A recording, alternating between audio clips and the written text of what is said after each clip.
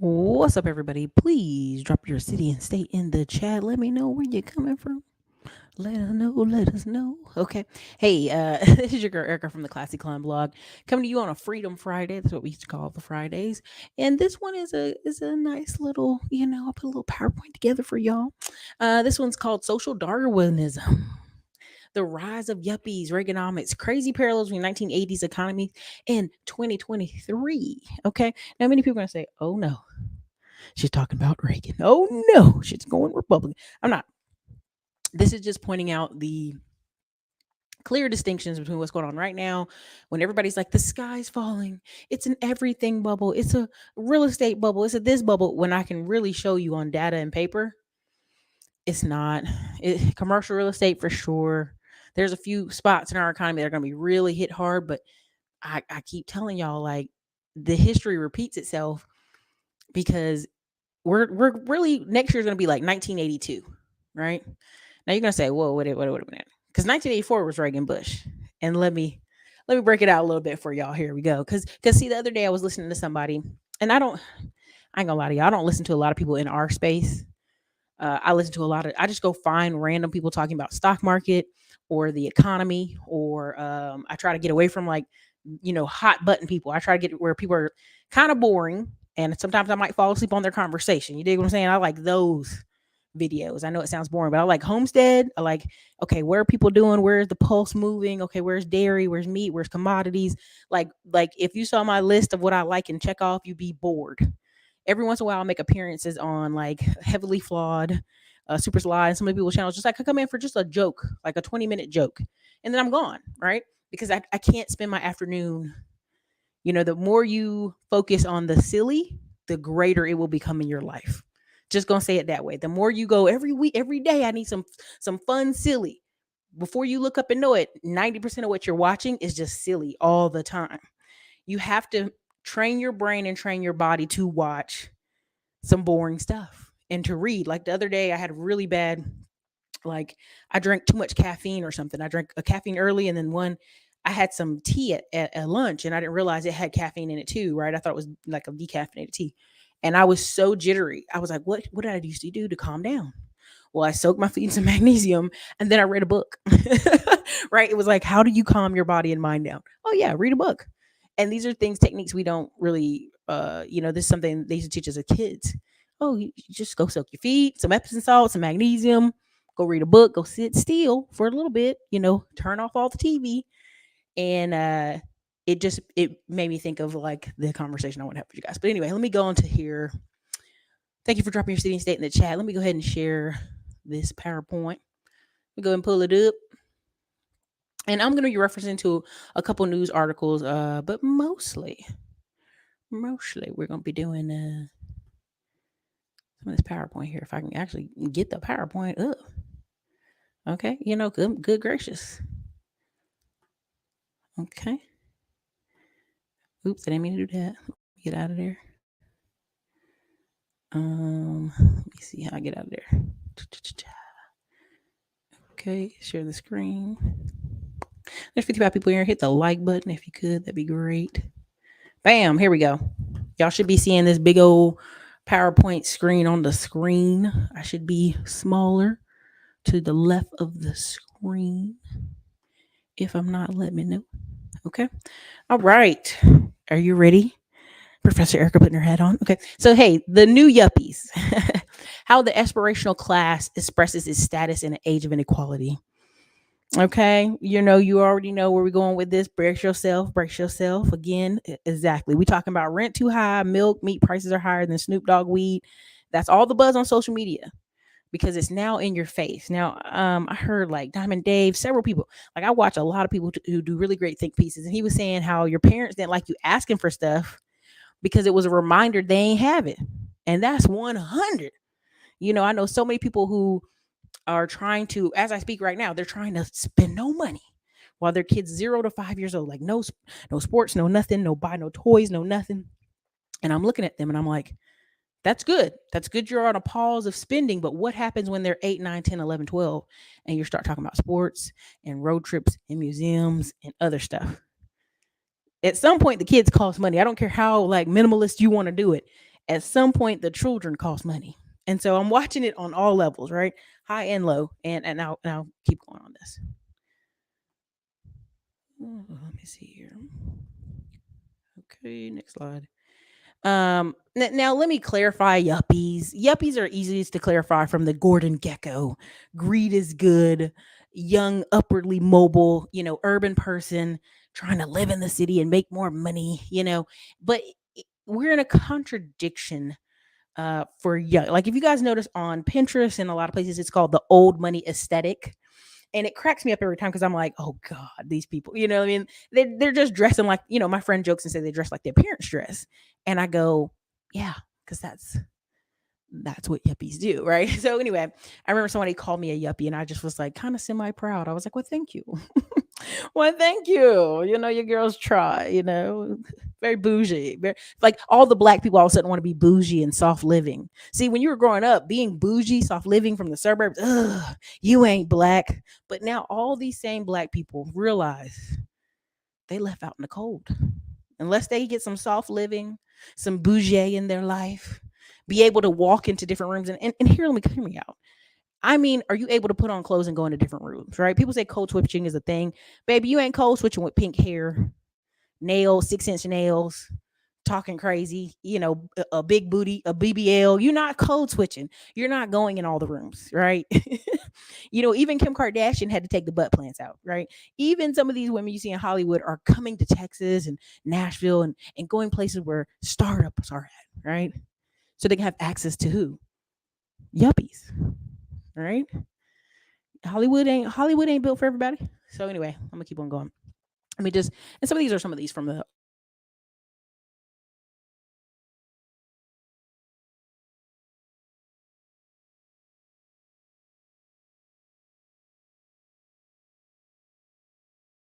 overseas, but conservative on social welfare issues, displaying hostility to income maintenance programs. Now let's go there. What are income maintenance programs? Medicaid, welfare, WIC, all that. They're very. They say, why can't these people go to work?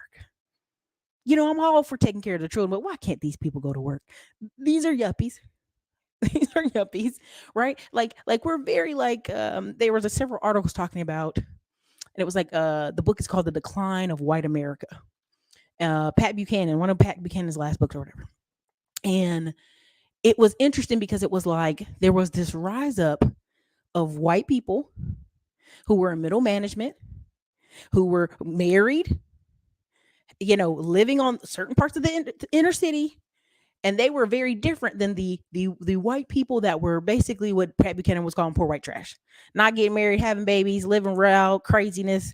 If you go in some parts of, and Boston's a hard one for me to use as an example, but if you go in some parts of the Northeast, that poor white guy struggling to pay rent, struggling to keep busy handyman work. All these movies you see where the guy's blue collar, maybe he did the military back in the day, but now he came back to his hometown and there's not a ton of work.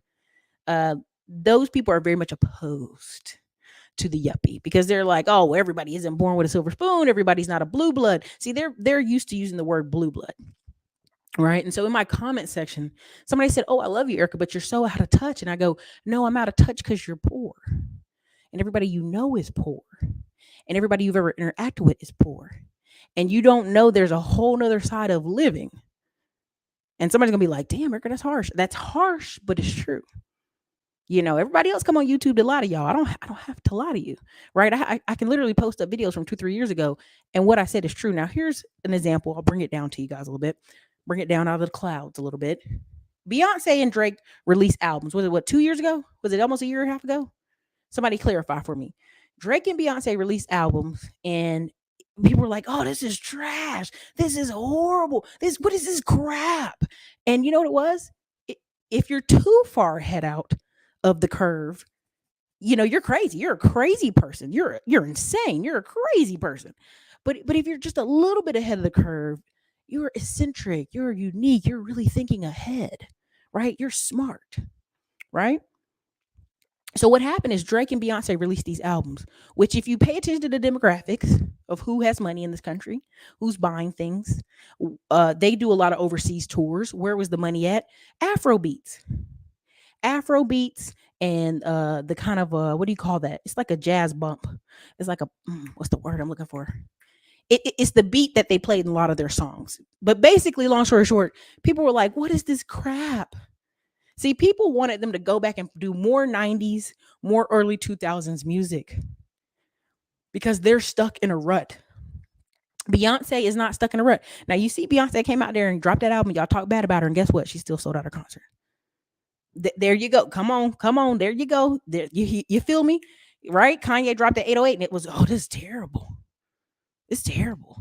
Right? And then all of a sudden, everybody's listening to it.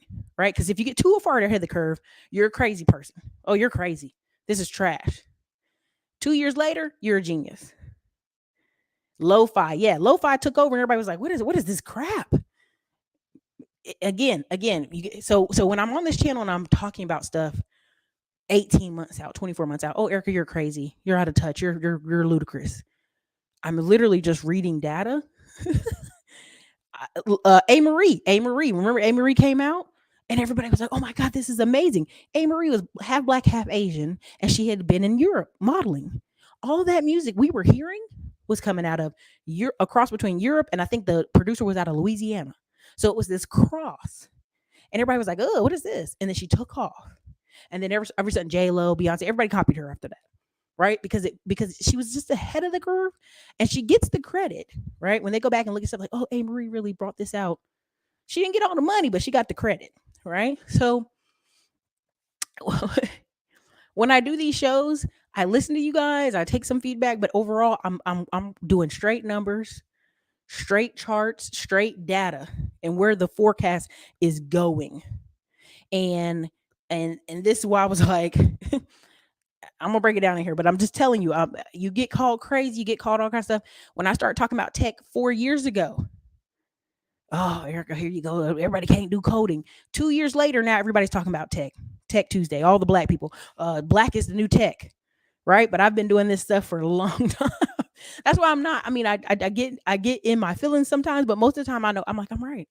I knew I was right, and I'm okay with it, right? You just have to be. You don't have to be the first. You just have to be the most well known, right? So the other day somebody was like, "Oh yeah, I bought it from him, Cyrus," and I was like, "Cool," but I've been talking about Tech Tuesday for 4 years here. You see what I'm saying? So you just have to know you're going to be above. If you're too early, sometimes you don't reap the benefit, and that's cool. That's cool. It is what it is. I just know where I am on some other stuff. Oh yeah, Afrobeats is everywhere because rap is almost like, and y'all get mad at me when I say this. It's like caveman music. It's like, oh, they're mumbling. Oh, every week a rapper's getting shot. Why would you want to be a rapper? Why don't you be a musician? Why don't you be an Afrobeats guy? Why don't you actually write a song, right? Right? So you hear somebody saying they're a rapper, you're looking at them like, ugh, caveman, right? 50 Cent just came out and sold out a concert. We 50 Cent? What year did he come out? 50 Cent is 50 years old now. That was 20 years ago, right? So again, it's one of those things. So let me keep it moving. Let me keep it moving. I hope I read that. Did I read that to y'all? I did. Okay. And so again, if you ever see these t-shirts, it'd be like fiscally responsible, fiscally conservative, socially liberal, sexually something. There were these really popular shirts for a while.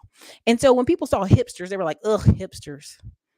But hipsters were really the beginning of yuppies.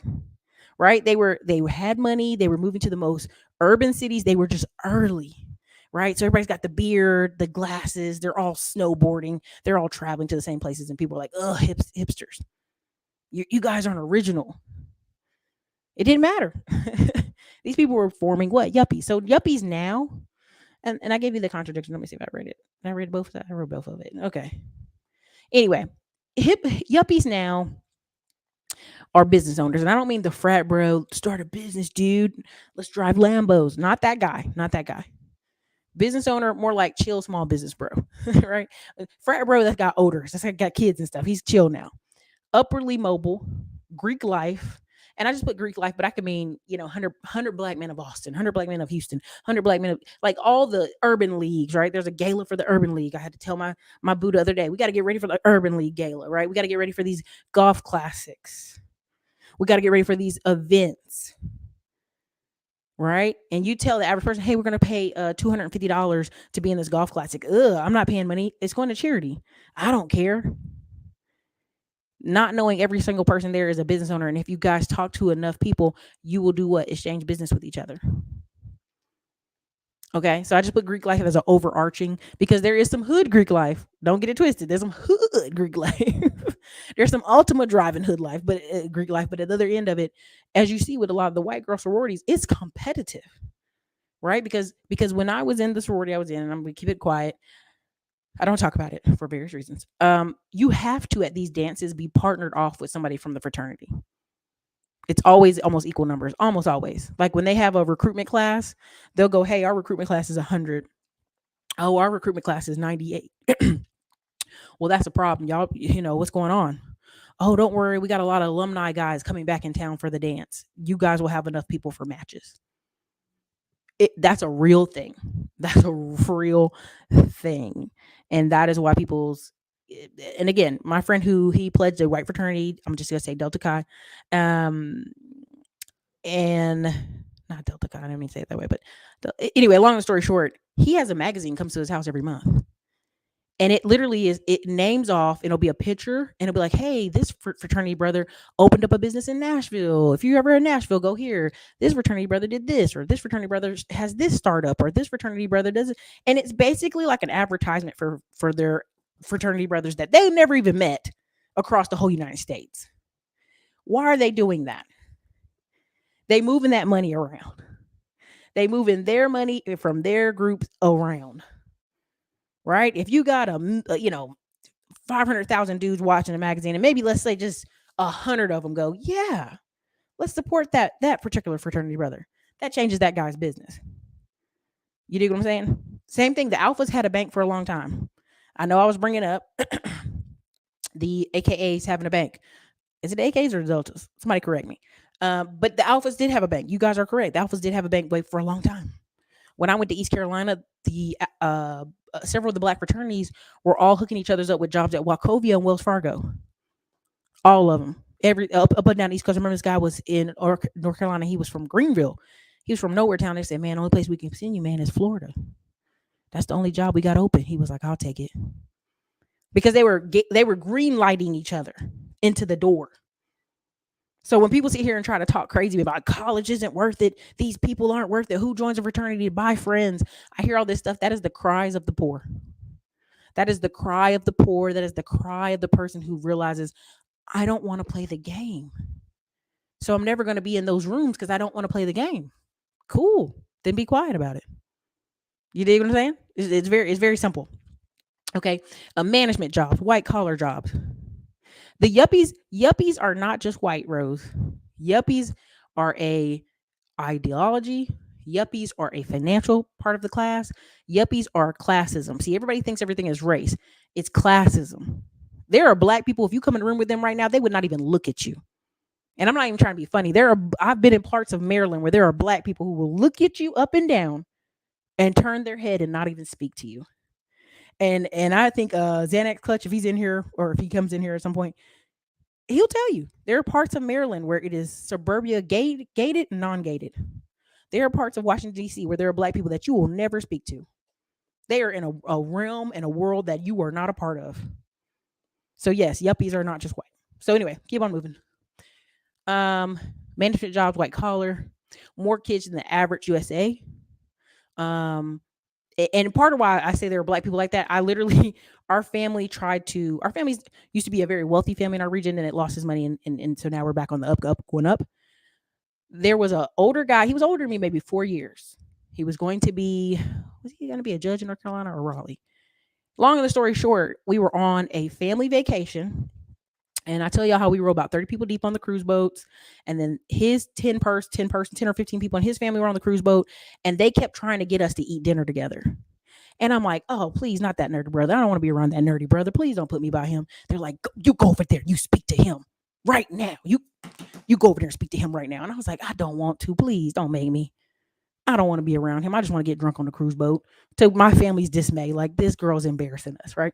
So long and the story short, that apparently was them trying to hook us up together. The whole 7 days. And I'm like, please, this brother pants is high and tight. His glasses is thick. I mean, I don't want to. Come on, man, don't make me go over there. My cousin's like, you can go speak to him right now.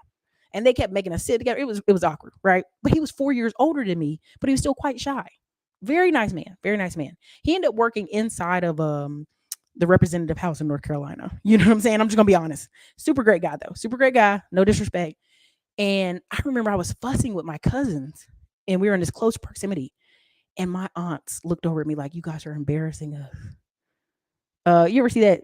What's that? UKG? You goofy niggas, take that off. You embarrassing us. Like that's how they had that look at me, like you were embarrassing us, right?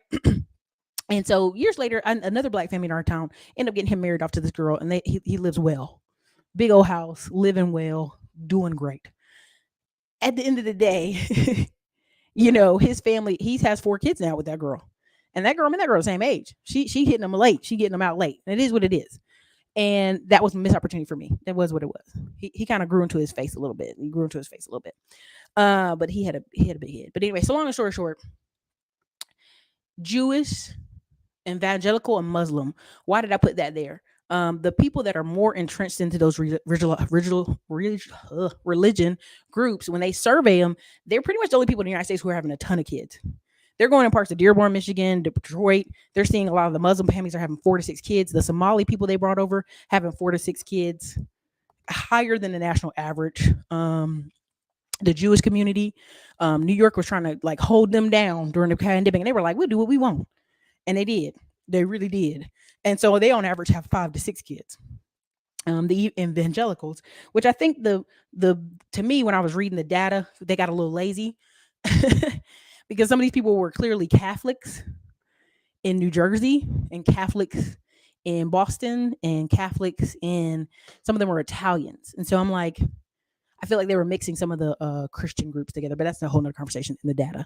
And so those groups were having on average 5, 6 kids, right? The holdover, leftover Catholics, the holdover, leftover, very strong evangelicals. And also they lumped in the Mormons with us, which was weird. So then the Mormons were also in the data out there, and they were very robust children having. The church I go to, 99% of the people there are tech related.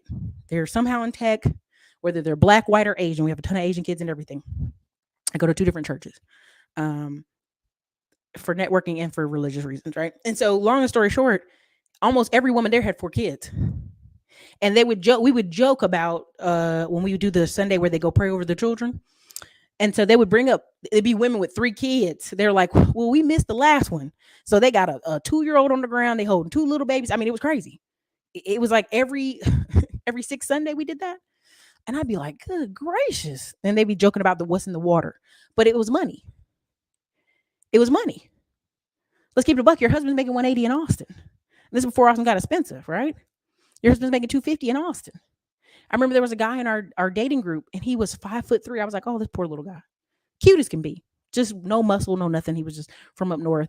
I I ended up working at an apartment building, and I had to go over and help another building, and he happened to be one of the people applying for an apartment. And I was like, oh, hey, man, da, da, da. He's like, what are you doing here? I'm like, oh, I'm just floating over to this apartment building. Y'all, I went in that office, and I was helping the girl, showing her how to do the billings. When I saw he made 185, girl, my mind changed. I said, well, 5'3" ain't that bad. It just ain't that bad. Right? And so in my head, I'm like, this guy will be just fine. This guy will be just fine because some girl gonna figure this out. Like, he don't dress like he got money. He ain't driving no Lester's car. He just is just there, working in tech. So there's a certain type of thing. Now, at the bottom I put rich look. If you actually pay attention, there's that running joke about the shoes, the Nike New Balances, where you see they call them dad shoes, talking about perfect credit shoes. This guy's got an 850 credit score. I cannot tell y'all how many events I've been to for golf and otherwise, and the men are literally wearing those New Balance shoes. And I'm like, stop playing. Y'all got to stop playing with me. But it's a real thing. It's a real thing. I call those 850 credit score shoes. You know what I'm saying? They chilling. They don't the aesthetic look, if you actually go look on Pinterest, is really just button ups and slacks. How a lot of people dress in Italy. It's really just girls wearing dresses, crossing their legs, acting like they got some sense. And why would that matter? If you go outside today, most people are wearing what? Yoga pants. They're in very casual wear. You see one or two people wearing a certain type of look, you'll know. It just is a difference. Let me keep it pushing. We're going to the next slide. I spent enough time on that. Okay, where are we headed? Now, this is where I'm talking about recession of 1982. Now, I don't want to bore y'all to death, but I'm gonna try to squeeze these two paragraphs. I got one here on the next page, so don't get lose y'all. The early 80s were a tough time financially for many countries. A lot of these come out of the 1979 energy crisis, going into 1980. The disruption to the global oil supply caused oil prices to spike. Now, let me pause here. Okay, let me pause here. If you actually go look at American birth data, if you meet somebody born in 1980, it's rare. Let me say that again. If you meet somebody born in 1980, it's rare. It's one of the lowest birth points in American history. Why is that? That's how we cross from Gen X to millennial, basically. We mark that, even though people say, no, it's 1982 and 83. No, it's 1980. That was the original mark from there to the millennial, because it was such a low birth rate, and there was a change in the guard, right? 1979, you could live somewhere for cheap as pennies on a dollar, right? You could move around the country and drive for 10 cents a gallon, right? That 1980, that 1979 energy crisis changed all that. People weren't having babies. Why? They were freaking out. Gas prices, everything, energy, everything's costing crazy. So there was one of the lowest birth rates in American history is 1980. So if you meet somebody born in 1980, you'd be like, damn, your parents were doing good, huh? Or they was wow, one of the two. So just a little notation for history. Many countries were already suffering from high inflation, and the oil crisis made it worse. Major advanced countries were now facing double-digit inflation. Does that not sound familiar to anybody? You can drop a one in the comments if that sounds familiar. Like if I could read that to you and you think that's today. Okay. Part two. High interest rates were causing havoc. Hear me out here, especially on farms, where farmers were first off their lands. In the cities, homelessness was getting out of control. Also, in the cities, businesses were closing at an alarming rate. Not only that, there just seemed not to be enough jobs, and unemployment was at its highest it's been since the Great Recession. I'm not sure why we call it great, but you get the picture. Does that not sound like I just read something from 2020 or 2023? And the reason I'm telling y'all this is kind of where we're going is one of two things have happened. A lot of people who, oh man, exactly. This is before the crack era too. This is right before. Okay, don't get twisted. This is before the crack era. And what people don't know about Black people and Black history is during the crack era, right? During the crack era, we had the highest number of Black people in college, percentage-wise, in our American history. That's why when you see these second, third generations of folks sending their Black kids to college, they ain't going to school for arts degrees. They're not going to school for English. They're going to school for an actual degree. When I went to East Carolina, the Black people we ran into were from New York and DC, and they were second and third generation. Their parents had already figured out it was cheaper to send them to North Carolina, where they could pay $1,000 out of state. That's before they changed it in 2002. And I mean, there was a whole family of New Yorkers from upstate New York. They sent all 6 of their sons down there. They bought a Victorian house, fixed it up. It had 8 rooms in it. I think 3 bathrooms at most. And I think they added a bathroom. But they sent every single son down south to go to school at East Carolina. And when kids rented a room from them, they made sure their parents paid the bill. So they had already mastered these small town colleges where they could send their kids generationally, get a discount, own property in that town, and then their kid was going to either come back to New York anyway, or their kid was going to go to Virginia and get some government job. They already had that thing on lock, right? So when you hear oh my God, farmers and cities and unemployment, like some of these people have already, this is the distinction of classism. They've already got their kid straight. They're good. They're not worried about your kid. They're only worried about theirs, right? And when things are out of control and getting crazy, they're going to go buy more farmland. They're going to go buy more stuff. This is where that big curve comes up, and this is where we're in this right now. This is where we at. All right. They may say, oh, the unemployment is down. Look at the shadow stats. The shadow stats say we had 20% unemployment. We all know a bunch of young men we see standing around doing a bunch of nothing, barely working. He work at Chili's sometimes. He's a cook over somewhere. You know what I'm saying? Like we all know that. We're going to the next. Now, why am I showing you this? I wanted to show you some of New York and Boston and London. This is where it went left last time. This is where when the city, they did the white flight, they out of town, they leaving. They ain't gonna fix a thing. You putting rent controls on them. No problem. We're just gonna let it go to ground. We're gonna let it rot. This is in London. Everybody act like London. It's always been beautiful and rich and wealthy. No, it ain't. They struggled too. They had to make these people come back and clean up all these buildings and whitewash and the thing they used to clean limestone and brick and all that other stuff. They had to come back and clean it up. This is, I think, Brooklyn. I can't remember exactly, but the guy is a famous black photographer who, photographed all these areas that looked terrible. Kids just running around doing whatever. Why is that significant? Why is this important? Okay, then we had the Stevie Wonder songs, "Living Just Enough for the City," all these other songs. See, this is the reverse. This is what's about to happen. They gonna push you up out of these areas because they done clean them up now. They don't put money in them now, right? The only people really doing a white flight from the city right now are people who are like, baby, the best bet for us is to go to the suburbs and I just drive every day, or my best bet is us to go even further out and become homesteaders. We go even further out and try to make some money off some land, right? We're going to do the reversal. We're going to go back, right? Now you got all this farmland for sale. Now you got some funny business with some of the farmland. It's being way overpriced. Basically, you'll be in debt forever. But there's some that are still good deals. Like I just found 5 acres the other day for $200,000, less than 5 minutes outside the city of Austin. And I was like, oh man, I could do something with this. You know what I'm saying? You dig what I'm saying? So let me go on to the next screen. Boom. Okay, so this is the difference. New York, Detroit, Boston, Atlanta, Austin, parts of Florida. Not all of Florida. Like I'm gonna use the example of Tampa, the part near the water where the Jewish people live. Nashville. Nashville used to have a huge black population. Y'all just over there by Vanderbilt now, on the other side of Vanderbilt. Y'all don't be up in Nashville. Y'all be in every town outside of Nashville. Y'all be in Chattanooga. They tried to send all y'all to Chattanooga, but now y'all running up Chattanooga, making the prices high.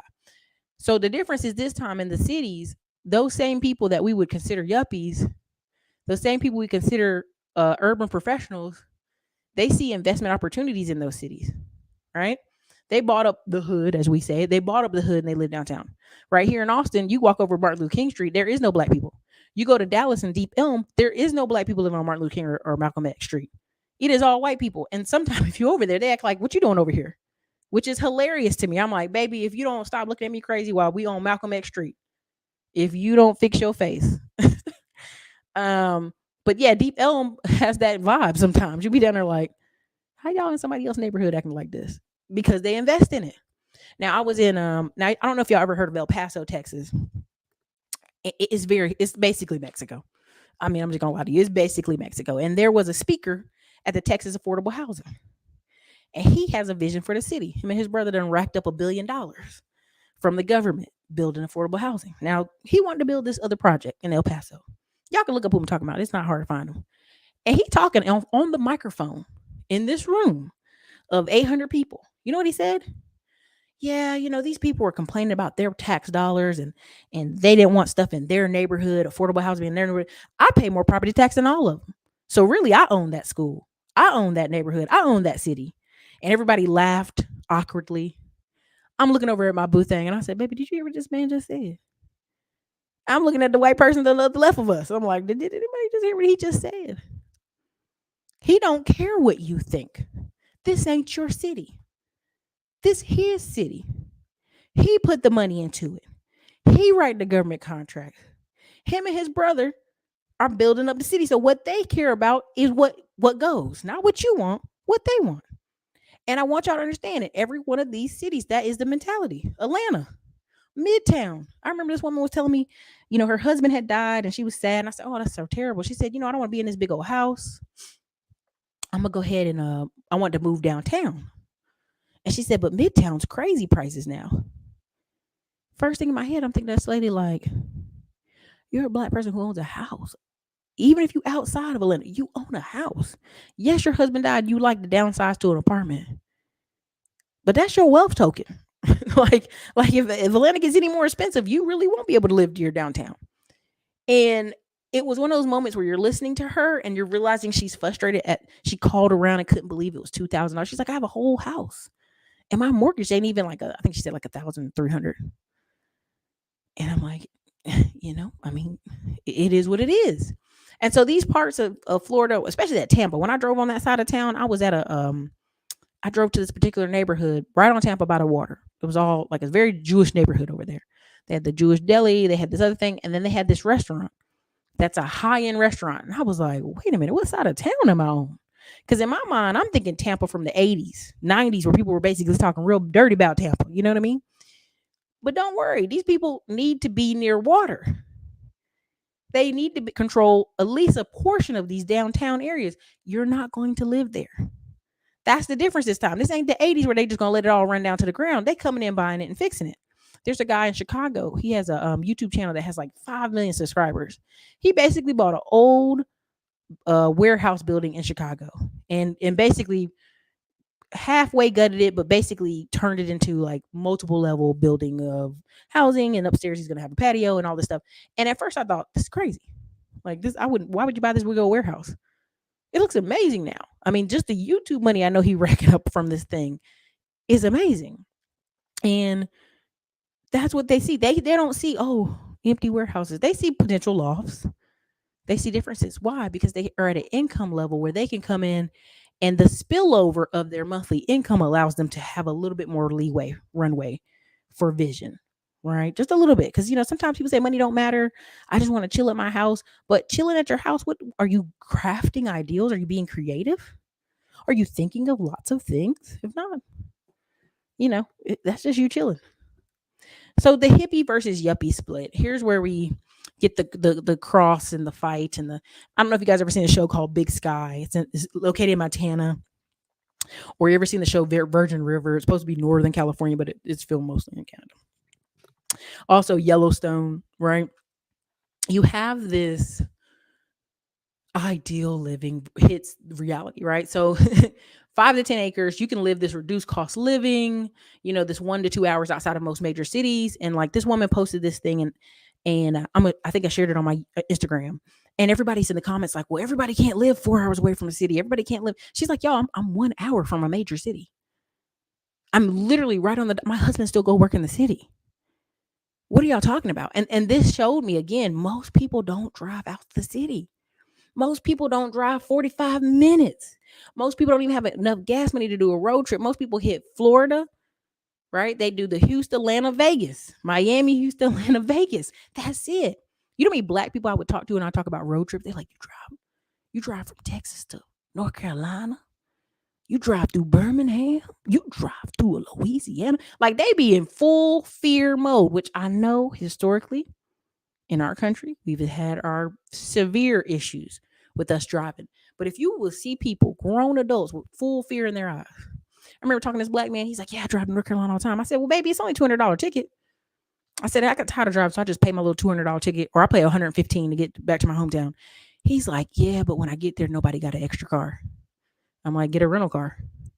And I keep forgetting that a lot of people don't even make enough money to consider I'm going to pay $200 for a flight. Because I'm telling y'all, if I wait 2 weeks, if I wait 10 days, I can buy a ticket to my hometown for $187 round trip. I can buy a ticket to Raleigh from Austin for $200 round trip. If I'm late, if I'm last minute, I'm going to pay $350. So that's why when people be like, I'm telling you, New York. I looked up a ticket in New York. It was like $150 to New York. It was like a last minute ticket, but it was like a red eye. It was a terrible flight. It was a terrible nighttime flight. And so when people tell me about, you just don't know about the airlines, I'm like, you just got to do Google Flights and actually plan your damn month out.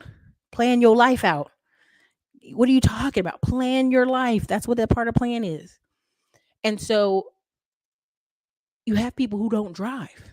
They don't go anywhere. They don't drive far. Their car isn't really in a good condition, or they just drive major highways and never take off detours. So this ideal that they're going to leave the city, And I've seen so many comments of black people showing they live in Montana, they live in, oh, I was scared of the white people out there. Shit, the white people in the city is just as bad. What are you talking about? And so a lot of fear, right? But there's going to be this hippie movement. We're already experiencing it. I didn't put van life on here, but you know what I meant. Van life people, gas got too high. Van life people had to go find a place to go sit down, didn't they?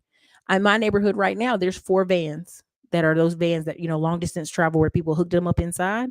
That girl driving to work with it. And I wanted to ask her, like, oh, you did a travel van? She's like, oh, yeah, a couple years. Well, now she's just stuck with the van driving to work because gas was too high. She had to come back somewhere and sit down for a minute. She's in an apartment. They're doing minimalism the best they can. But in general, they're going to move further and further out. So these people are different from suburbia. These are more hipsters that have converted to homesteaders, right? Like if you remember TV, and this is how powerful TV is. And I think Diamond Dave said most people don't have an original thought. This is so funny to me because I was looking at TV, and I usually don't watch TV, but I am watching it for the summer with Honey Bunny. And so we watching TV, and I've realized all these white guys that were doing Sons of Anarchy, and they were riding in motorcycles, and they're wearing leather jackets. Now they've switched over to Yellowstone. And remember the hipsters were wearing the lumberjack shirts and the beards, and every couple of years they click over to something. They move on. Oh, okay, you know what we can do? We can do this. We can do this. I can afford this. That's what's happening, right? And so that's what you're seeing, kind of that split is happening, right? Now, suburbia, right? There's levels to this, y'all. There's levels to what I'm saying, but essentially you have the yuppie in the city, upwardly mobile professional who can afford to live in the city. They don't mind living in the city. They don't mind traveling to other cities. They got the money, right? Then you have the suburbia, and then you have the hippie homesteader further out, right? So let's get in the middle, right? Suburbia, gated versus non-gated. And if I name these cities, you know what I'm talking about. Look around Atlanta. You've seen gated neighborhoods. You see city hoods. Google the articles on cityhood. We've covered it on this channel where people were like, nah, we want our own police. Right? Yeah, y'all elect a black mayor, a black city council. Guess what? We want to split apart. We want to be DeKalb. We want to be this over here. We want to be this city over here. We'll pay for our own police. We'll do our own thing. See, you're not going to tell a bunch of business owners what they about to do with their property taxes, y'all. You can come all you want with that social justice where like people gonna be real liberal if they gotta be like, yeah, sure, girl, yeah. But when it comes to their dollars and their children and their schools, they're not gonna have their children with you at school. They're not. You saw him 500 literally almost cry in a video talking about his wife and him act like somebody died in their family because they couldn't get their daughter in a hot. They like 49,000 a year, no problem. See, but they didn't understand. You have to prep your daughter for the interview. They have an entry-level test and an entry-level interview. Their daughter couldn't pass either one. And they didn't know. They said, nobody told us. See, what that means is we're not included. We want to be a yuppie, but we're not included because we have not networked ourselves into rooms. And if you paid attention at all to majority of people who just made a big bag on social media, and I'm not naming no names, but if you see a lot of the Earn Your Leisure guys, they have stopped being in rooms with us. And they in the rooms with them. They in the room at CNBC. They in the room with some Oprahs. They in the room with some Jewish people. They in the room like, what's the next level? Right? People made fun of him 500 because he bought a plane. They're like, he won in first class. I remember this guy posted his picture. He ain't even riding in first class and he owned a plane. Do you not know a lot of these white dudes buy a plane for $3 million, 25% down, and then they have the plane on aviation hangar. It's a whole company that just basically books your plane up while you're not out. They book it up all year long, and you tell them what dates you don't want it booked up. Now, most of the people that buy these planes, they only doing 1 week of serious travel. They just don't want to be in the airport with you. They don't want to breathe the same air as you. They don't want to be around you. I just got on a JSX flight. It was very funny. Everybody had dogs. And they were like, I just hate bringing my dog in the airport and being around all those people. And I'm looking at them like, this is a 30-seat flight. I don't even want to be around your damn dog. You know what I'm saying? Like this is bothering me. Okay. And so there's levels to this, right? There's levels to all this stuff. But that was the most poignant part of that video when he was almost about to cry saying, I didn't have my daughter prepared to even get into these schools, to get in these rooms. Houston, Texas, they've got private schools going for $20,000, $30,000, $40,000 a year down there. Our urine is poor. The Woodlands, the guy I know that's down there in Beaumont, which is country and poor. He's been making 300,000 a year for several years. He owns all kind of properties, but he chooses to be down there because he raises kids down there. He wanted to be outside of Houston. Okay, and people ain't mingling with you like that. So again, look around Nashville, look around Maryland. Again, if anybody in here is from Maryland, y'all know I'm not lying. Half of Maryland gated. they not playing with you. They don't want you over there. They don't need you over there. They gated. Okay. If you look up Prosper, Texas, where they built the lagoon, look it up. They just built this mammoth, looked like a mini community college, school, high school. And people are like, oh my God. And all the white people, and there weren't no black people in there talking. It was all these white people saying, well, the property taxes out there. Well, look at their houses out there. I have two friends who went out there, and when builders were running low on money, they got $1 million house for $680,000. $1 million house for $680 because the builders were like, look, make a deal. Shit, we waiting. Because see, if you get too far ahead of the trend, you'll be broke. Right. And a lot of these builders have went out there and built all these properties before what happened? Before they announced the LPGA came out there. Before they announced that Jerry Jones was getting ready to build 1,000 homes out there. Before they announced some things. They were out there too early, but they were out there. Okay. So you'll see a big difference between the gated and non-gated communities, master plan communities where the school is within the center of all the neighborhoods. So they're not going to have you busing your kids from wherever in any apartment building to their school. Your kid gonna go somewhere else because they're not in the neighborhood. So you'll see the big schools versus the struggling schools. That's the number one thing. Every time they show a school in Texas, people are like, why don't they take the money and fix the schools in these communities? Because they don't care. They don't care. Simple as that. Okay. So you're gonna have this. This is the middle ground. This is the middle ground. Okay. This is the middle ground. It's the gated versus the gated. It's suburbia. It's where people kind of come and get their start. I've had several friends in the past 10 years I've been here in Austin. They bought a house in Round Rock, moved further into Austin, then moved further almost to downtown Austin. To the $2 million house they wanted downtown. But they got two other houses that they still own. All right. I had one friend, he bought a house in his neighborhood. An old black lady was 2 doors down to the right. She wanted to leave and sell her house. He bought it from her. So now he owns 4 houses in one neighborhood. And those houses went from $220,000 when people thought that was crazy price, and now they're all worth $750,000. He ain't going nowhere. He always joke, I want a wife, but I want her to live in one of the houses down the street. I don't want her near me. He got issues. That's a whole nother conversation, but he's hilarious. Here we go. Yep, Woodlands Christian Academy is like $35,000 a year, and that's with scholarships. Read that again. Hold on a second.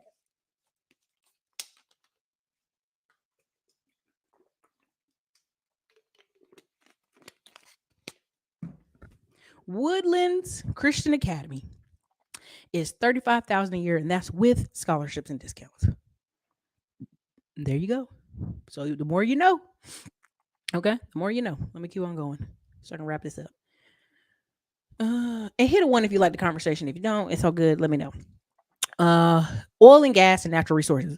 Own a farm or farm land. That'd be Yuppie and the New Rich. I'm explaining the difference in a while because a lot of y'all thinking, no, I see a lot of country boys and Hispanic folks owning not the same. Own a service business so you don't do the service. Yuppie and New Rich. I'll explain in a second.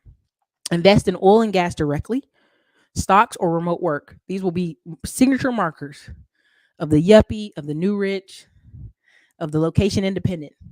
This is gonna be their wheelhouse they play in. Okay. Where folks at? Now this chart messed up because it dropped one of the ones off the bottom, but I tried. Your girl tried. So super rich, they're getting $10 million a year to infinity, right? That's Oprah's.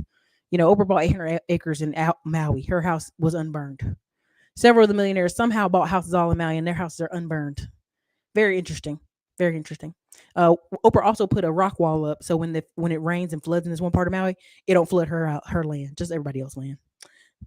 But I'll leave that alone. Rich, $1 million a year.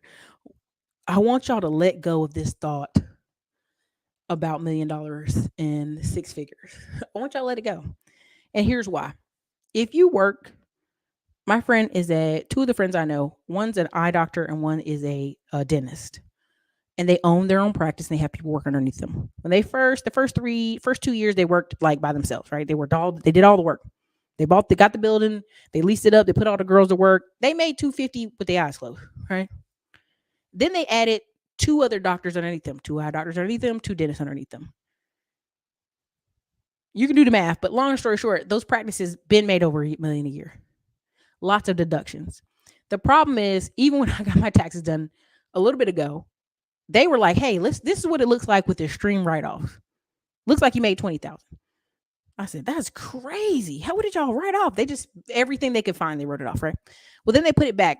They're like, "Look, you got to pay some taxes so you can qualify for all these big loans, commercial loans you can't apply for."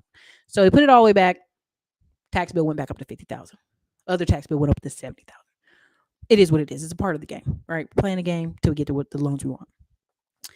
And so when people say, "Oh my God, I can't imagine someone getting $1 million a year, they must be selling drugs." No, there's a lot of um, service businesses that make a mill. There's a lot of them, and that's gross, not net. And there was a young lady, an Asian woman on Grant Cardone's thing, and she was talking. It was like 3 years ago, and she's Asian. She owns a roofing company. She ain't getting on no roofs. She ain't touched no roofs. But she was like, "I just don't know what I need to do. I mean, I only make like 3 million a year. I'm tired of making 3 million a year. It's not enough. And I have this much money in my account, right?" And they blurred out some of her numbers, for her privacy, whatever. And Grant was like, "Well, baby, you already broke. So you might as well make more." And again, this is someone who's making 3 million a year. They haven't gone on their roof. They ain't touched no hammer, no nails. There's people doing the work. And Grant's like, "Well, you already broke." And the reason he was saying that is because there are a lot of people in categories where on paper they will make a meal. But what are they taking home? See, everybody's famous to tell you, "Well, most entrepreneurs only making 50, 60K a year. They're not making no money." Again, if the tax law tells them they can write off all that stuff, you really don't know what they make. See, what is the difference is if you Google some of these people's companies, if you actually know the name of the LLC or the corporation, there's public information to tell you on average how much some companies were making. There's a way to find it. I'm not going to do that here because I ain't trying to get nobody hacked on, but there's a way you can show it. And so a lot of times people are like, "Oh, they ain't making no money." I'm like, "Okay, I'm gonna let y'all live with that. Whatever y'all want to say. I'm gonna read these other chats." But again, so then I'm gonna put it down from the million because that's a whole nother conversation I can go into. But that's a small category. Like these numbers, ignore the numbers. I was just trying to make the graph look a certain way. Yuppie, 85,000 to 450,000 a year. Now you're gonna say, "Erica, ain't nobody making 450,000."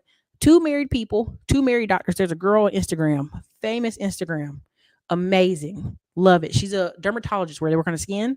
Her husband's a family practice doctor. They're black from Harvard.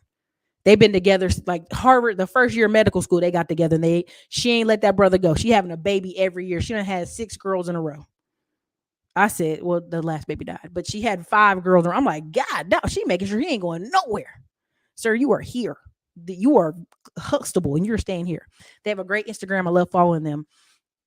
And long of the story short, off her Instagram alone, she's making $500,000 a year.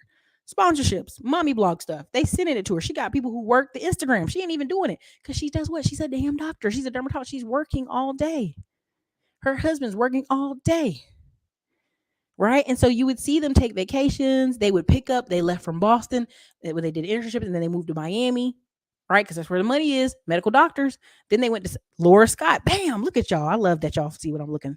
Laura Scott. And so you watching this family just hop and move and shake and do whatever because they have what? Money. And they're black. And they're black. And she, every time something goes wrong, people, make fun of her or say something, "Oh, that's very elitist." She ain't got to show you her life. She don't have to. She just decided to do this.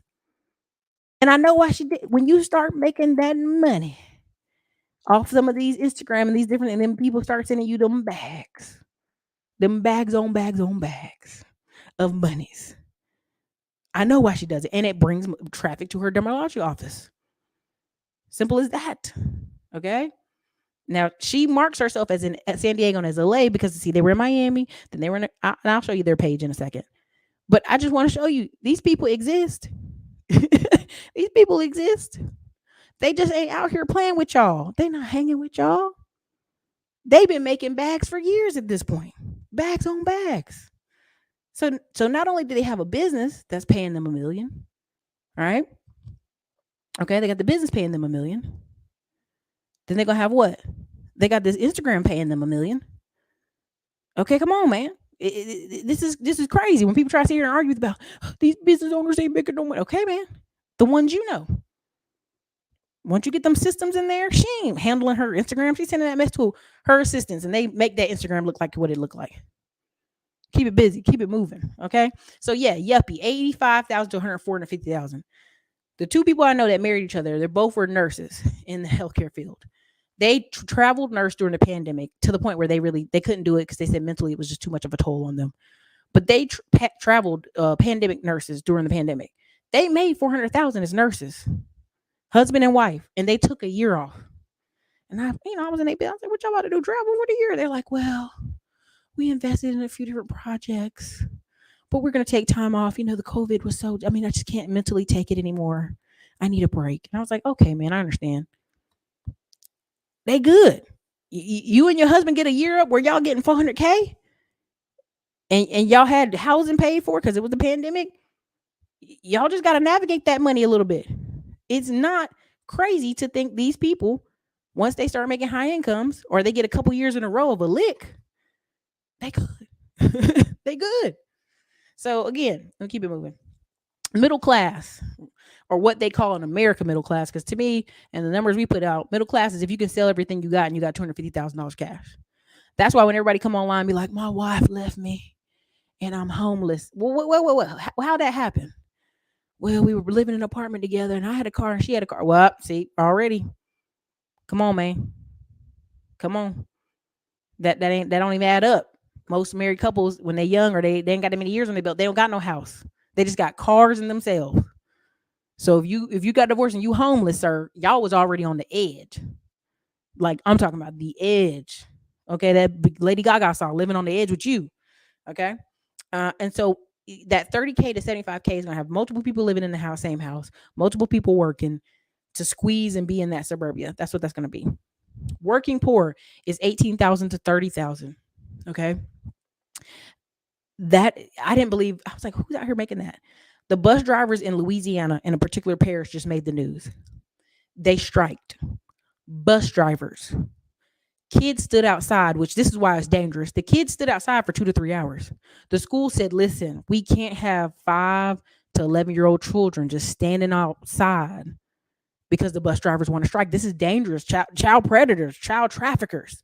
So they said, "Look, we'll give y'all whatever y'all want." Well, guess how much the bus drivers were making? 19,000 a year in Louisiana. And I said, 19,000 ain't enough to deal with these badass kids. It's not enough. It's just not. It really isn't. So there are people out there living like that in the real. Like, and then to double up your money, sometimes in the school system, they make you be a bus driver. Then you got to work the cafeteria, or then you got to work the school games. They be putting you to work to get you up to 30, 40. So these schools be, they picking people that are like, I just need money. They ain't always there for the kids. Okay. Now the further one I was gonna put was the abandonment class, because there is a certain number of millions of people that make under 18,000 a year. And I'm like, I don't know how they living. They bouncing around, they kind of living here, living there. They must live in middle of nowhere or trailers. But there's a huge millions of people that make under 18,000 a year. So some of those people I think are just stay-at-home moms. Some of the people might be just abandonment class, in and out of jail, you know, drug issues, but they out there. So that's just kind of the winter is here map for y'all.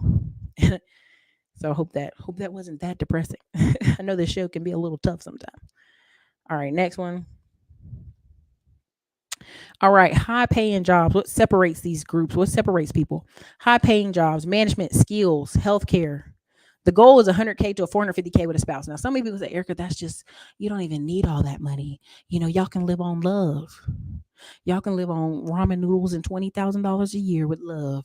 And I'm cool. If that's the plan and vision for you and your spouse, I want y'all to live the best life y'all can. God bless you. God bless you. I want you to do that.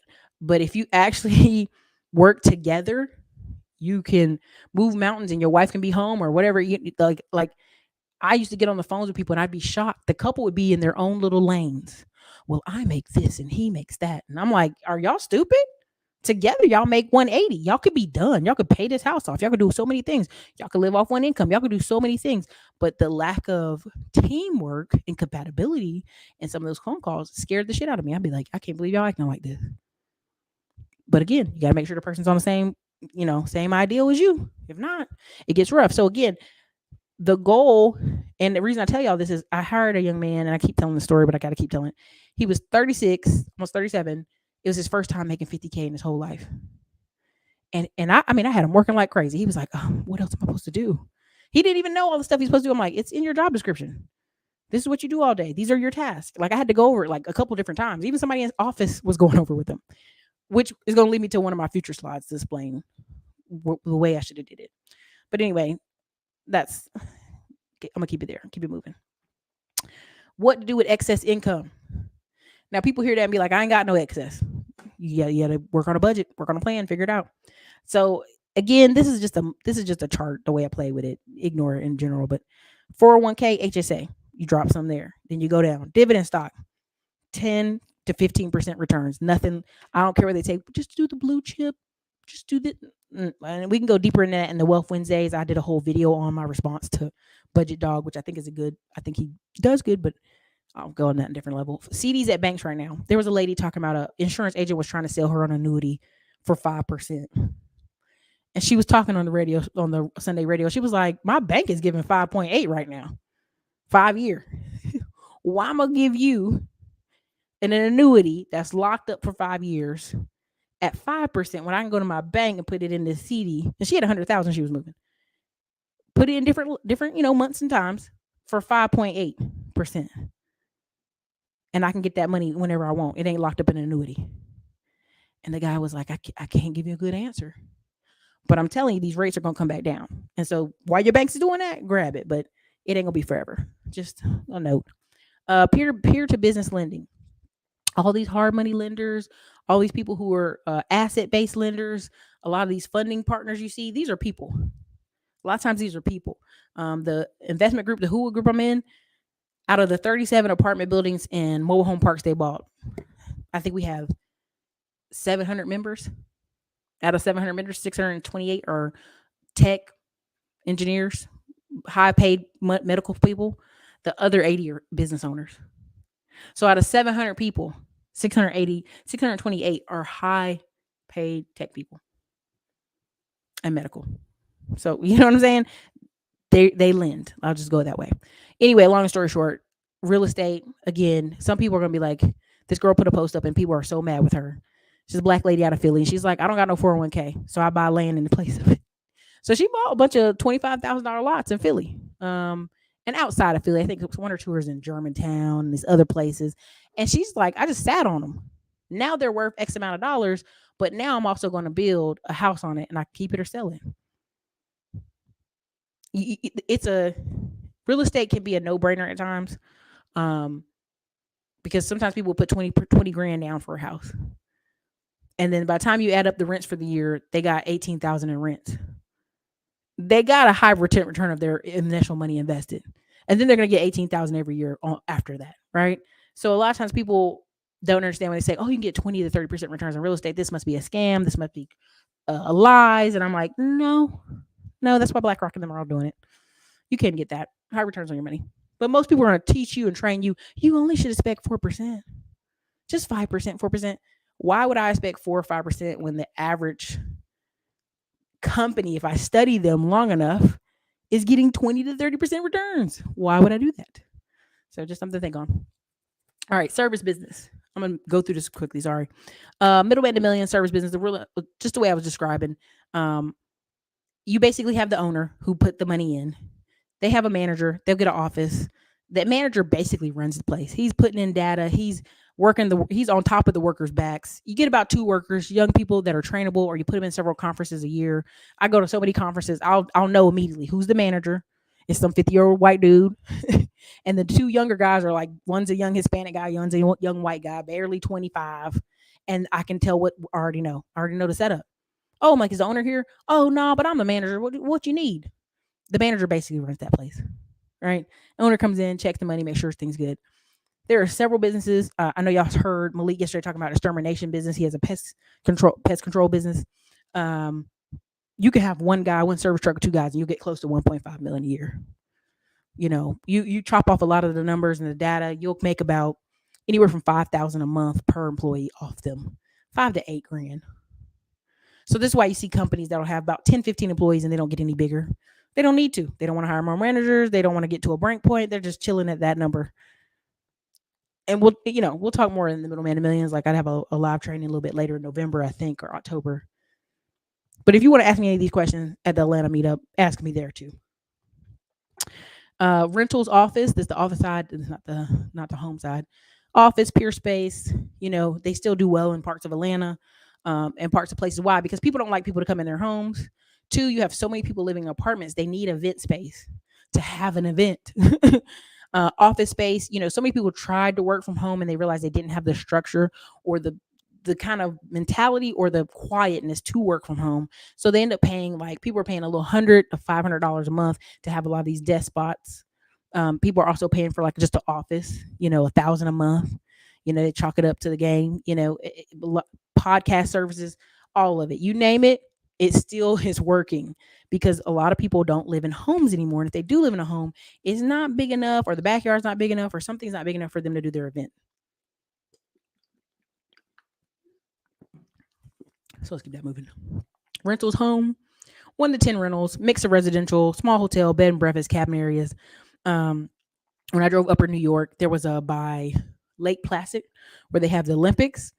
This guy had bought this place and remodeled it. And it was only like 15 units. It was like not even that many cabins. But I knew his view of the mountain was so beautiful. When the Olympics come, he'll sell out, he'll make all his money, and he'll be fine. And that's the kind of stuff you're seeing, is like smaller scale flex spaces and hotel spaces that people are owning. A lot of people saying, "Oh, Erica, wedding venues don't make money." That's a lie. All the wedding venues here in Austin, Texas, within an hour are booked up for the rest of the year, except for 3.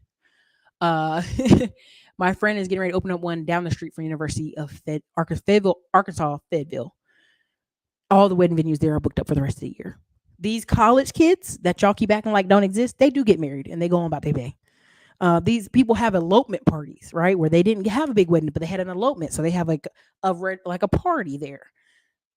These venues are making money. Don't get it twisted. Don't get it twisted. That's the end of that. Let me close this out. Let me close that out. Read some of y'all comments. Oh wait, I meant to show you Laura. That's what I meant to show you too. While we had it, while we doing it. Ta, ta, ta, ta, ta, ta.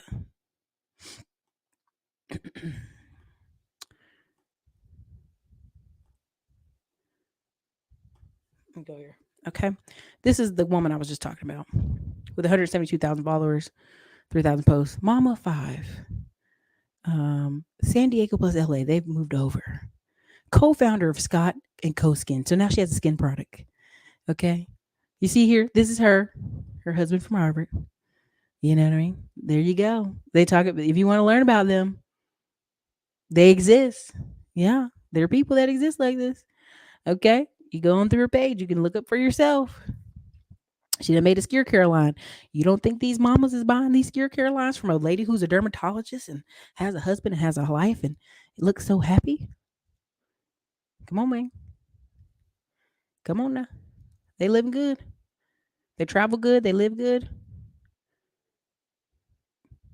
Very simplistic, very nice, very easygoing. Okay. Money's being made. They living in some hills. Okay. This is my Airbnb. Okay. 15 minutes from our house. Okay. You dig what I'm saying? So you can look at her page more, but there's several people like this where you'll just, it's very easy math. You start counting, you're like, wait a minute. Love it for them. Father's first Easter in San Diego, because they move where the money is. Okay, they keep moving where the money is. Okay. Anyway, let me read y'all comments. Let me close this out.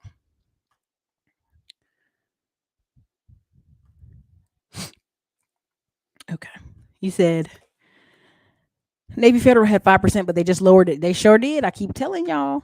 Capital One lowered too. Some of these smaller regional banks are like, it's 5.80, 5.75, and y'all better hop on it because they gotta stick with it until then. Listen, they got married before they graduated Harvard Med School and popped out a baby. She said she chose dermatology so she could stay home. You already know. That's what she said. What's the other one? Several banks. Check out all your regional banks in your area. Trust me, the smaller the bank, the more they give. These people are not making enough to go 50-50. They broke. Notice that higher income nobody's talking about. Nobody's talking about that. There's several black men in our space who once they made all money, all of a sudden all y'all got married. They've been with their baby mama 10 years, all of a sudden they got married. So what was the true holdup? Was it they needed to get to know each other? They needed to date longer. They needed to keep having multiple kids with this woman to figure out if she's the one? No, it was money. And nobody wants to address that elephant in the room. But all of a sudden, 10 black dudes jumped up and married their wives all in the same span of time. Because they had hit a lick 2019 to 2021. But they've been with these women 5, 6, 7, 8, 9, 10 years. Okay? It's money. So when people really ready to address the elephant in the room, while you're feeling this pressure and this, oh, I hate the rich aesthetic. Oh, I hate the rich look, all that stuff. You got to address the animal in the room is you. You upset. All right? 450 will not scratch out 15. It's not meant to scratch out that. But you can invest it and it will scratch it out. But I'm not going to argue with you. I'm not going to go there. Living off one income takes teamwork. Exactly. $19K for baby kids to drop kick you in the back. No, I quit. Exactly. You know what I'm saying? It's easy to make a $400K combined in DC with your spouse if you're both high tech government contracting. This is true. What you going to do with the money though? Where you going to put it? Because if you really do the math, like I have a friend who she's been I'm trying to be careful. She was the highest paid woman at Samsung for a while. She made $192,000 a year before bonuses. And she had worked at Samsung for 10 years. Now every year she won't make 192, but she'd been in the hundreds since college out of Oklahoma. So people from her hometown were like, man, girl, you rich. Girl, you rich. And in theory, she really was. She didn't just stack money for this. She drove an old Honda. She was like, I'm kind of worried about my Honda breaking down. I looked at that Honda. I'm like, girl, I would buy this from you right now. This is nice. And so you have people who are just putting money away, going to work. They know they're going to work anyway for another couple of years anyway. You and your spouse making $400K, y'all work 3 years in a row. That's $1.2 million before taxes. You done touched $1 million, right? My friend, she done touched $1 million by the time she was 30.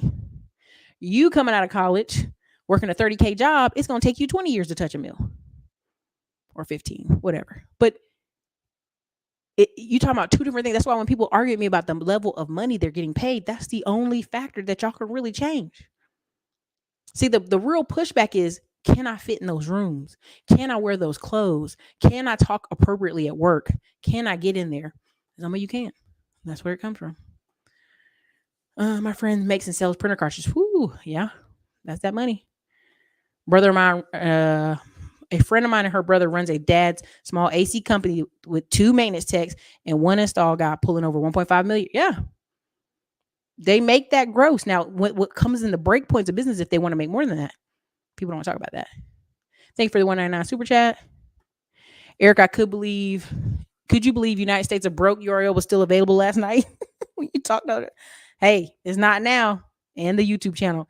Come on, man. Listen, I know y'all be listening to me and I be giving away too much stuff, but it's so many ways to make money. It's so many ways to make money. Like I literally know 2 girls who bought like, I think 100 domains. They made crazy bread off those domains. Richmond VA private schools running about $60K a year for a school, and that was in 2010. I don't know what it is now. Yeah. And somebody going to gladly play that so their kid don't be around your kid. Now, let me just be very clear. These parents work high-end jobs. They're tired. They're heavily invested in these high-paying jobs in these neighborhoods. They already know their child's going to spend 8 hours a day around your knucklehead kid that ain't doing nothing, ain't going nowhere. So they're going to go, you know what I'm going to do? I'm going to invest in my kids so they go to this school. So at least they're playing piano and violin and working out and have gym class and can learn Spanish and can do overseas trades and all that stuff, right? They're trying to minimize the interaction with your kids.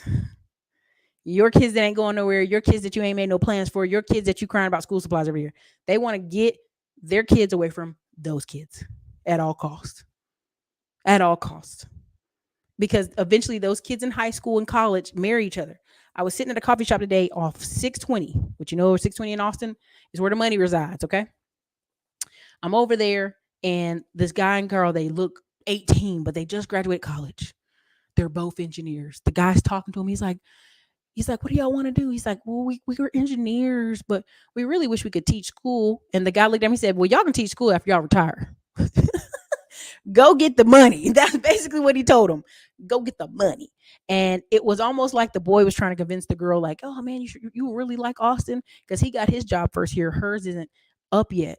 She's got an interview in Austin. She got an interview in Dallas. And he's trying hard to be like, you should be here. It's really good here. And they fresh out of college. You know what I'm saying? So he already trying to get you here, girl. And I respect it. Okay.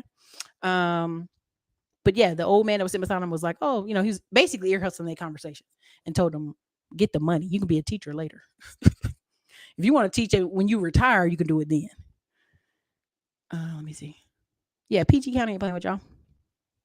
They're not at all. Not at all. Did I miss anybody's stuff? Let me see. West Shore, Davis Island, in Tampa, near the water. Yep. Born 1970s. Remember free cheese, powdered milk, peanut butter. Ooh. Yeah. Okay. Let me see. What else? Did I miss anything else? I think I'm good. Yeah, trendsetters. You get too far ahead of the wave, you sound crazy. They be like, man, you're a crazy person. You're crazy. You're like, okay. I'm just telling you. A lot of people do meet their spouses. Unless you're doing super basics. Heck, even cleaning offices should be about $28K a year. Mm-hmm. That is true. People don't want to hear that. Let me see. What else? Okay, that's it. Basically what y'all put in there. Okay. But yeah, I'm just telling you. Anyway, so I think we're in a season of basically we're getting close to the 1982. You're gonna see a lot of have nots. You're gonna see a lot of homelessness. Even here in Austin, they're now hiring private security guards to basically make the homeless people move out the way. Like get from over here, and I mean right now, not later, right now. And most homeless people are like, oh my God, they're moving us away. Yeah, they're gonna keep doing it. The city came down and picked up everybody's tents and just every time there's a South by Southwest event or ACL, they just come with a dump truck and they take all their stuff and tell them, you know what you need to do? You better get to moving. You better get to walking. I got two choices for you. You can go stay at this shelter, or you can get from over here. And you're gonna start seeing more of that. So I hope this was helpful. What are the ways you can thrive and make money out of this? Get a higher paying job. After you get the higher paying job, use that extra spare money to either buy some rentals in this type of economy, or you're going to have some type of service business. Because the average guy that just wants to show up to work, he just wants to show up. He just wants to show up and do his job and go home. That is your bread and butter. It just is. You know what I mean? You're going to put together trannuals and manuals, and you're going to have a guy in your office. Because I had a guy in my office who, if looking back, if I thought about it, I'd have just made him the office manager. Because he was on everybody's ass every day. Like, what are y'all doing? What are y'all doing? Like, he was on the ass. He was 55 and he was just on them all the time. They were like, damn, Greg, okay. But it was perfect because that's usually who you pick for those roles. You usually pick a dude in his 50s he ain't climbing on roofs, he ain't climbing in houses, he ain't really doing work, but he gonna come in there and put the foot down. And the younger guys don't want no drama. So they just go to work, they go home, take the paycheck. You send them to trainings, you keep training them up. You're like, hey, if you keep going to conferences, we're going to increase your pay by another $1 or $2. That ain't nothing. You're already making 1.5 mil off of them. You can give them some more money. Right? There you go. Those inflation TikToks are basically white people starting to realize that America is changing to a class system and black folks are not going to be at the bottom because of race. Get your money up. This is very true. Right? You heard it years ago with all the privilege talks. I'm not privileged. I'm working hard. I'm a hard-working white person. You're like, okay. You still get the benefit of the doubt. That didn't change that. What are you talking about? So that's what that is. That's what that is. The Middle Eastern people coming in, they ain't playing either. They getting these corner stores. They buying land. They buying buildings. And they gonna keep it moving. What's his name? Sub-Zero did a great thing the other day where he showed all the CEOs at majority of these companies were all Indian with a dot. So why do you think they're pushing for these visas for overseas? Because they're going to bring their family and their cousins and everybody they know in. They ain't playing with y'all. They ain't got time to beg y'all to come to work. Okay, no worries. I'm going to go get some of them from over there. That's what's happening. It's going to be very in your face class versus race. The little black boy that was in Lansing, Michigan, walking to take the trash out, you could tell he's well mannered. He just stood there looking at the police like, what's going on? They trying to put him in the police car. His dad runs out the house. He's like, hey, that's my son. What are you doing? And he's Jamaican, so you know them Jamaicans don't play. And so all of a sudden, them people are like, here's your son back. Here's your son back. The white man immediately started turning to take the boy back to the daddy because he already knew what it was. Like, this daddy ain't playing. This little boy was just taking the trash. The white lady gonna grab him and start walking him to the police car. And Lansing police are like, all right, y'all blowing our phones up, y'all hollering at us. We understand. Good gracious, we hear you. It was wrong place, wrong time. They're like, no, that's not acceptable because it's starting to be a class thing. The daddy's there, the mommy's there, they're married. You're not gonna play that on some people. You're just not gonna play that on certain class groups, and they're gonna be paid. And that daddy Jamaican, if he's smart Jamaican, he about to go invest all up in and buy that city up. Okay, so you know what I'm saying? Keep it a buck. Yep, the Middle Eastern people are purchasing franchises too. Yeah. So that's what I have for y'all. We're going late. It's a Friday. Go enjoy y'all Friday. I just had to do this one. Get it done. If you haven't, if you are going to be meeting us in Atlanta, we already sent the links out to the email to those who replied to the survey, said they were interested in coming. It's first come, first serve. Whoever the first 40 to pay, we probably going to cut it off at that so we can be able to mix and mingle and talk and everybody be able to hear themselves in the space. So this is your girl, Erica, from the Classy Climb blog. Have a great afternoon. You guys have a good night.